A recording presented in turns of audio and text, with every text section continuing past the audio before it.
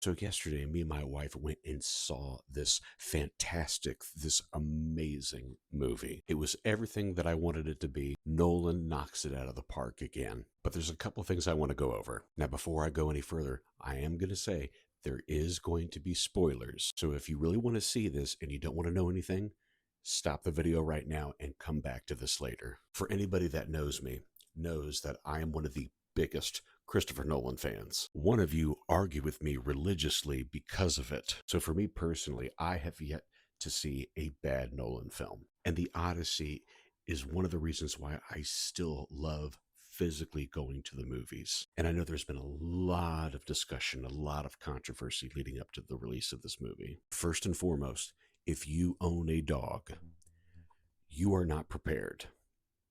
Just going to say that right now. Secondly, the casting has been the biggest point of conversation leading up to the release of this movie. If you have a problem with that casting, I just want to let you know you're transphobic and or racist. The 2004 movie Troy is not the barometer. Now, don't get me wrong, I enjoyed it, but it's far from being accurate to The Odyssey. And not to mention, The Odyssey is not a true story. I hate to bust your bubble on that. The whining, bitching, and moaning about these three being casted was hysterical. But while y'all are bitching and moaning about this, just know this was their screen time. And each moment of these characters were vital parts to the story. So, really, the only problem I had is that there wasn't more of Helen because she was fantastic. But you guys are bitching and moaning about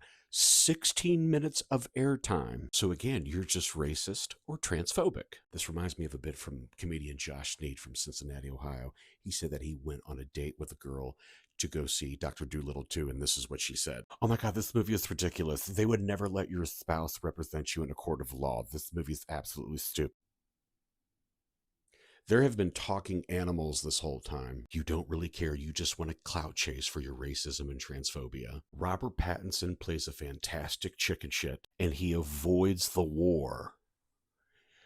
Kind of reminds me of somebody who has done that in the past. Someone that claimed he had bone spurs. John Leguizamo, I think, low-key was one of the highlights of the movie. And of course, Matt Damon crushes it as Odysseus. But one of my favorite scenes was towards the end. Odysseus returns home and he's trying to talk to his wife, Penelope, disguising himself as somebody that fought with Odysseus in the Trojan War. And he gives this monologue. And in my opinion, again, just my opinion, this was up to par with Tears in the Rain from Rutger Hauer in Blade Runner. If you've ever seen Blade Runner, you know what I mean. But overall, this movie was phenomenal. From the set design, the cinematography, the music, the acting, it's amazing. So please go see it. But for those of you that have been told you must hate this because there's a trans person, there's a black person, just know Ben Shapiro liked it.